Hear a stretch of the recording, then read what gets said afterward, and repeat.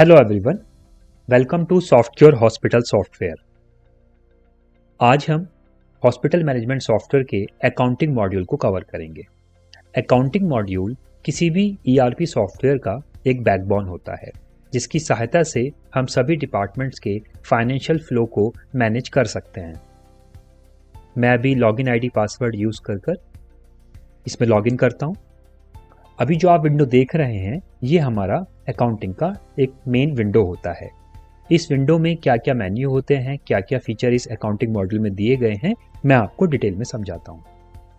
सबसे पहला टैब हमारा होता है कलेक्शन टैब।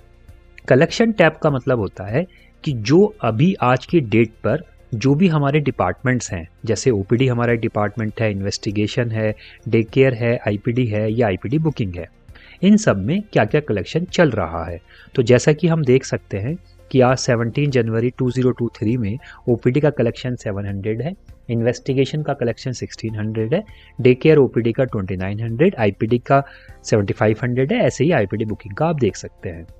तो टोटल कलेक्शन अभी तक का अगर हम देखें, जैसे मैंने लॉगिन किया हुआ है और इस समय हॉस्पिटल में पेशेंट का फ्लो चल रहा है, तो मैं करंट स्टेटमेंट निकाल सकता हूँ कि अभी तक का कलेक्शन 15,700 है। ऐसे ही हम किसी भी बैकडेट का भी कलेक्शन एक साथ निकाल सकते हैं। आप जो ऊपर एक अलर्ट आइकन देख रहे हैं, इसका इंडिकेशन ये होता है कि आज किसी ऑपरेटर ने इन्वेस्टिगेशन में जब बिलिंग की है तो किसी पेशेंट का ड्यूज भी उसमें रह गया है। मतलब अगर किसी इन्वेस्टिगेशन की प्रोफाइल चार्ज 2500 था और पेशेंट ने अभी सिर्फ 1600 दिया है, तो अगर बाकी पेमेंट उसने नहीं दिया है तो वो ड्यूज में चला जाता है। तो ड्यूज को मॉनिटर करने के लिए इस अलर्ट आइकन पर हम क्लिक करते हैं, तो आज के जो भी ड्यूज बने हैं इन्वेस्टिगेशन या डे केयर में, वो यहाँ पर दिखाई देने लगते हैं।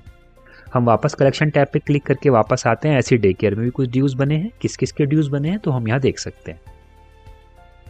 ये कलेक्शन जो मेरे सामने 15,700 है, इसके दो तरीके से ब्रेकअप देखे जा सकते हैं। पहला मोड वाइज। तो मोड वाइज के लिए लेफ्ट साइड में रुपीस का एक आइकन है। जैसे ही इस आइकन पे आप क्लिक करते हैं, हम इसका मोड वाइज ब्रेकअप देख सकते हैं। मोड वाइज ब्रेकअप जैसे मैं देख सकता हूँ कि कैश का कलेक्शन इतना है, कार्ड का इतना है, चेक इतना है, ऑनलाइन इतना है। इसमें एक ही यूज़र से मैंने अभी एंट्री की है, तो इसलिए सिंगल रो दिख रही है। जब आप मल्टीपल यूज़र से इसको ऑपरेट करेंगे तो आपको मल्टीपल रोज में अलग अलग यूज़र का अलग अलग मोड वाइज कलेक्शन दिखाई देगा। मैं वापस कलेक्शन टैब में आता हूँ। अभी आप देख सकते हैं कि राइट साइड में एक यूज़र का आइकन है। जैसे ही मैं इस यूज़र के आइकन पे क्लिक करता हूँ, आप देखेंगे मुझे यूज़र वाइज कलेक्शन रिपोर्ट निकल कर आती है। जैसे सॉफ्ट एक यूज़र है जिसने सब एंट्री की है, उन्होंने ओपीडी में इतना कलेक्शन किया है, इन्वेस्टिगेशन में इतना है, डे केयर में इतना है। तो हम एक ही कलेक्शन की मोड वाइज और यूज़र वाइज दोनों तरीके से रिपोर्ट निकाल सकते हैं। अब आप आए इनकम में। इनकम टैब क्या होता है? देखिए, इनकम टैब ये होता है जो पूरी एक सिंगल शीट देता है कलेक्शन ऑफ द हॉस्पिटल की। मतलब हॉस्पिटल के अगर आप देखेंगे इस कलेक्शन शीट में क्या होता है, एक तो डेट वाइज फिल्टर दिया हुआ है, टाइम स्लॉट भी दिया हुआ है। जैसे मुझे सुबह के 8 से लेके शाम के 8 तक का कलेक्शन निकालना है, तो मैं उसको भी इसमें से निकाल सकता हूँ।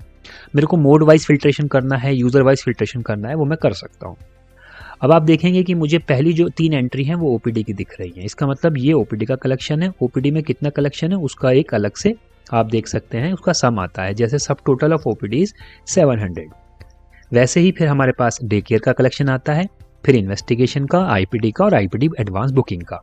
तो आप देखेंगे टोटल ग्रांड कलेक्शन 15,700 है।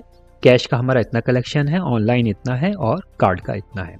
आप किसी भी टाइम इस शीट को आप पीडीएफ और एक्सेल शीट में डाउनलोड कर सकते हैं। अगर आप पीडीएफ में डाउनलोड करते हैं तो इसकी पीडीएफ डाउनलोड हो जाती है। ऐसे ही अगर आप इसका एक्सेल शीट डाउनलोड करते हैं तो सीएसवी पे क्लिक करके एक्सेल शीट डाउनलोड हो जाती है। ये सबसे प्राइमरी और मेन अकाउंटिंग शीट हमारे लिए होती है। नेक्स्ट टाइप हमारा होता है पेशेंट फ्लो का। पेशेंट फ्लो में हम ये ट्रैक कर सकते हैं कि आज गायनी में कितना ओपीडी बना है, जनरल मेडिसिन में कितना ओपीडी है, रिक्वेस्ट पैथोलॉजी में कितनी गई हैं, डे केयर में कितनी गई हैं और कितना आईपीडी में आज एडमिशन हुआ है।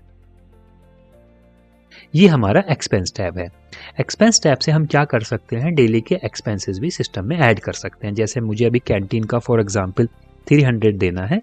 लेट्स सपोज विजय हमारे एक कैंटीन से हैं, हमने इनको 300 रुपीज़ पे किए हैं, तो ये हमारे वाउचर्स बन जाते हैं। इनके वाउचर्स के प्रिंट आउट निकालना चाहें तो हम निकाल सकते हैं, बाकी ये ऑप्शनल है। इसी के साथ साथ जब हम इसको एक्सपेंस करते हैं तो हमारा इनकम और एक्सपेंस मिलकर डे बुक बनाता है। डे बुक हम देखते हैं, डे बुक पे हम क्लिक करते हैं तो ये हमारी डे बुक होती है। डे बुक में हमें पता लगता है कि आज का कलेक्शन क्या है और आज का एक्सपेंस क्या है और बैलेंस ऑफ डे क्या है। तो एक ही शीट से आप एक्सपेंस और जो इनकम है उसको एक साथ देख सकते हैं। तो डे बुक आपको ये बताता है कि एक्चुअल कलेक्शन ऑफ हॉस्पिटल इस वक्त क्या है after the expenses.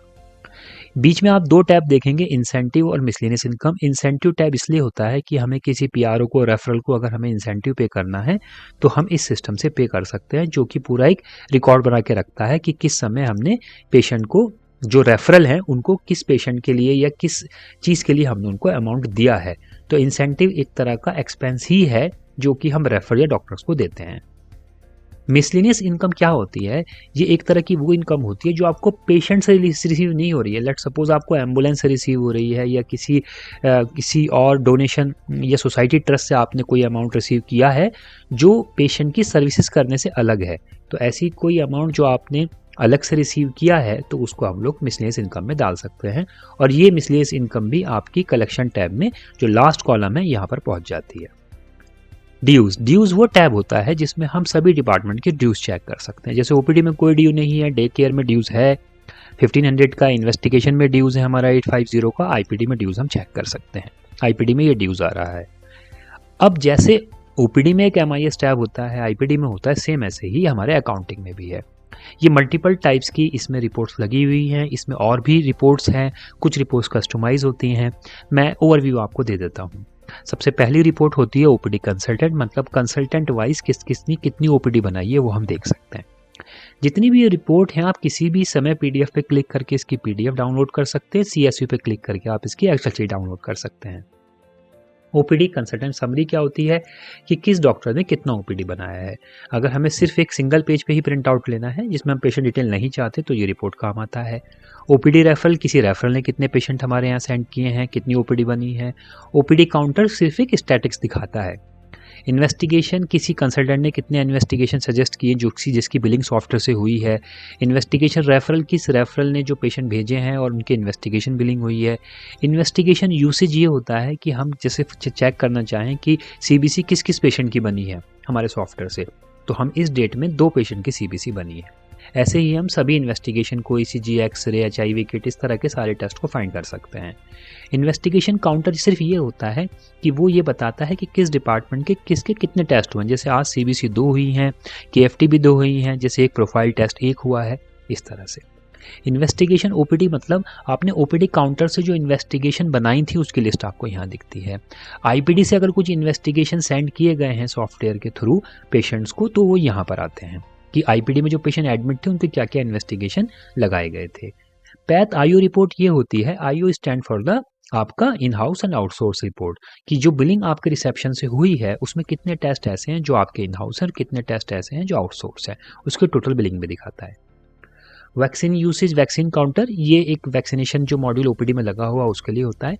Day care usage वैसे ही है जैसे हम बात कर रहे थे, जैसे हमने सीबीसी सर्च की थी वैसे ही मैंने ड्रेसिंग सर्च की है, तो ये डे केयर यूसेज होता है। डे केयर काउंटर वैसा ही कि ड्रेसिंग कितनी जगह लग रही है, ऑक्सीजन कितनी जगह लग रही है, इमरजेंसी बेड कितनी जगह लग रहा है। डे केयर कंसल्टेंट, किसी कंसल्टेंट ने कितने डे केयर पे काम किया है, किसी रेफरल ने हमें कितने डे केयर के लिए प्रोसीजर भेजे हुए हैं।